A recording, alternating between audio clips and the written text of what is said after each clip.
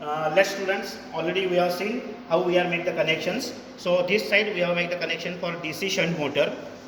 Central we are made the connection for the alternator, and this side we have made the connection for the field excitation. You can see this figure once again. This is the one way, the DC shunt motor first, second is the alternator, and third is the field excitation.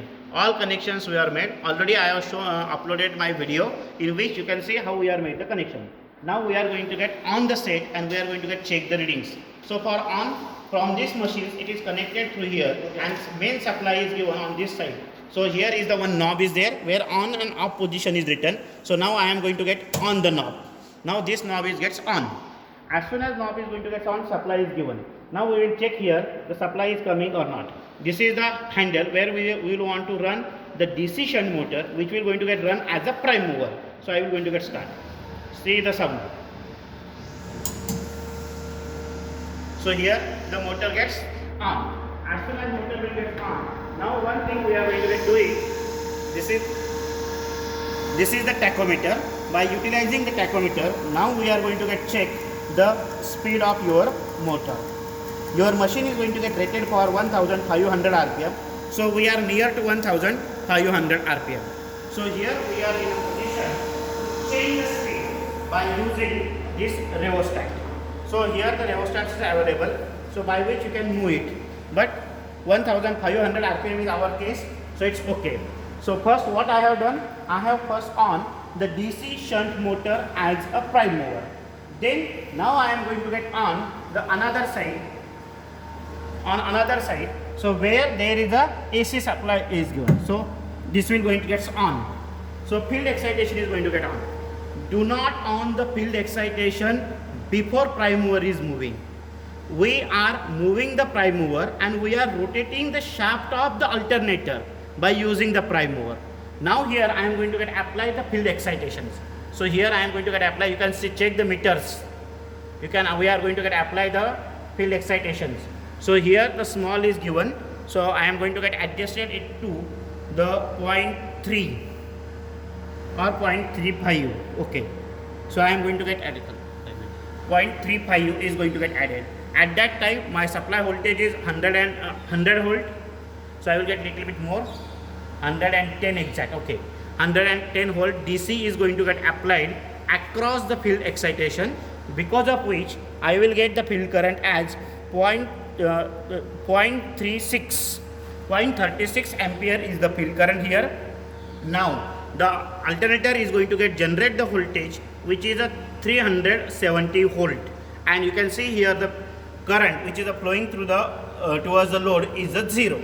Now what we are going to get do, this is the position where you can see the load 1, 2, 3, 4.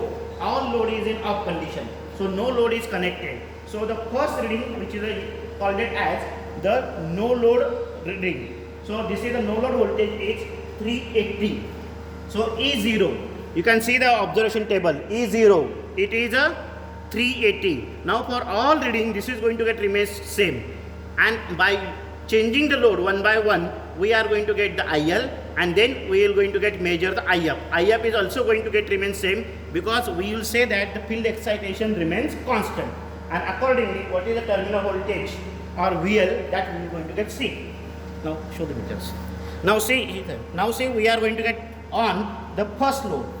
As soon as I will on the load, you can see the sound of machine is going to get changed. Here the terminal line current is coming out. Terminal voltage is going to get dropped. Previously it is a 380. Now it will coming out 350. And here this voltage remains same. This current IF is going to get as remain same, 0.36 ampere. So this is my first load which is going to get affect the terminal voltage and the supply current. Then I am going to get on my second load. As soon as I will on the second load, again this 2 is going to get remain as constant, and check this.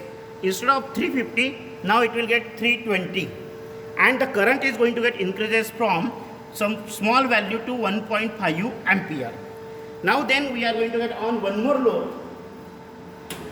As soon as we will going to get on the load, the terminal voltage is going to get drop on 220, but the current field current is going for 3.2.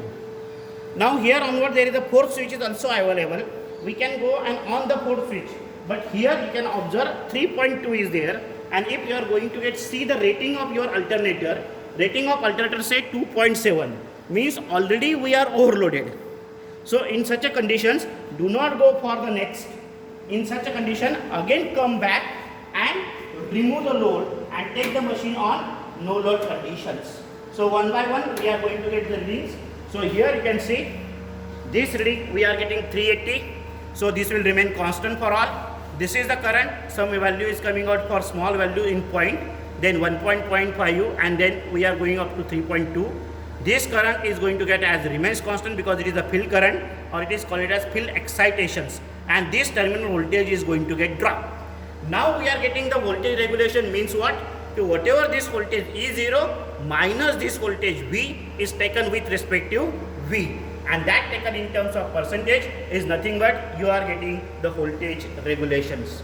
Now here once you are taking the reading, then your first duty is you have to reduce the excitation towards 0.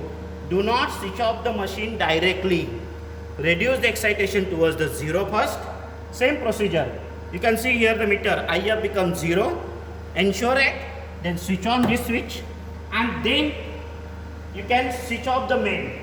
As soon as you are going to get switch off this, the motor, DC shunt motor starter is coming back to its original positions. See here.